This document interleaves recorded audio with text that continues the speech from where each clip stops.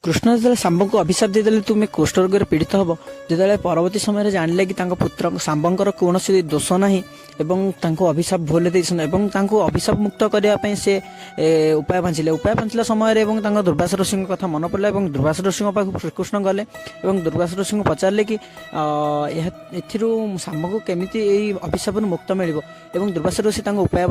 ବତାଇଲେ କି ତୁମେ କୋଣାର୍କ ମଧ୍ୟରେ ଥିବା ଚନ୍ଦ୍ରଭାଗାକୁ ଯାଇ ଶାମ୍ବଙ୍କୁ ଓ ସୂର୍ଯ୍ୟଙ୍କର ପୂଜା ଅର୍ଚ୍ଚନା କରିବାକୁ ପଡ଼ିବ ଏବଂ ସିଏ ଯାଇ ସେଇଠାରେ ମାସେ କାଳ ପୂଜା ଅର୍ଚ୍ଚନା କଲେ ଏବଂ ପୂଜା ଅର୍ଚ୍ଚନା କଲା ପରେ ତାଙ୍କୁ ପ୍ରସନ୍ନ ହେଇ ସୂର୍ଯ୍ୟଦେବତା ତାଙ୍କ ପୂଜାରେ ପ୍ରସନ୍ନ ହେଇ ସୂର୍ଯ୍ୟଦେବତା ତାଙ୍କୁ ବରଦାନ ଦେଲେ କି ତମେ ଏହି ଅଭିଶାପରୁ ମୁକ୍ତ ହେଲ ଏବଂ ସେଇଦିନ